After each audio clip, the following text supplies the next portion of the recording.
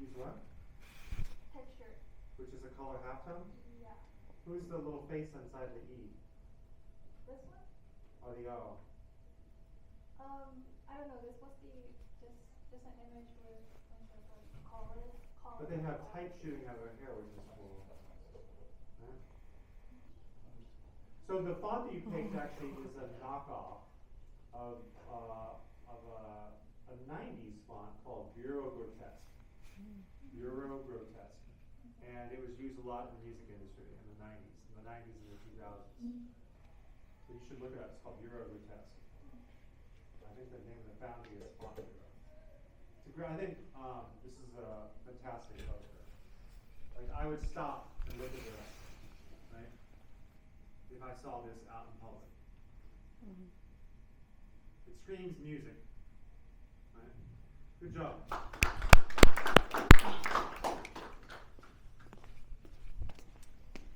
Hi everyone, my name is Michelle. So on this poster, I utilize a lot of what we learned in class, with like creating a poster with more dynamic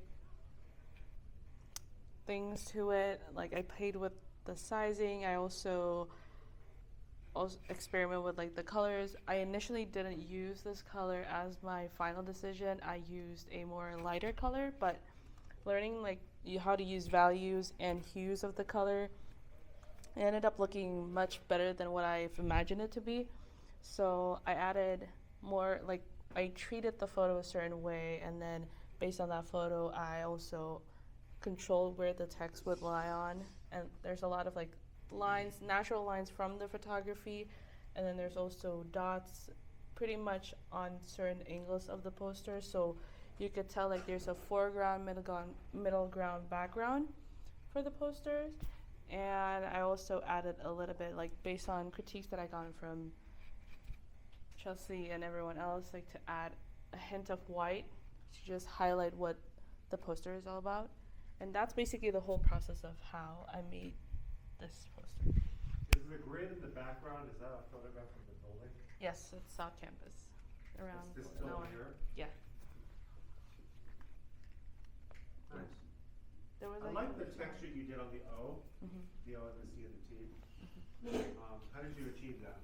So from the photo, because usually like I think iPhone has this, even though if you're taking a live photo, it sometimes takes a little bit like a movement to it, even though if you're already like handing, like if you're holding the phone still, there's still like a little bit shaky. So that photo, I scale it up and then I add a little bit of grain and actually a little bit of bitmap, just a slight bit, and then I did like a few interpretations of it with the type until I got like this effect to it, where it's like almost pixelated inside. Looks cool. Thank you. Yeah, it has dimensions too, with like the small type inside of it. The orange dot is turned into a green dot. Yep. Yep. Because that's the actual dot of the building. Yeah. It's not a, what do you call it? It's not a spotlight. Mhm. Because it looks like a spotlight. It Nice does. job. Thank you.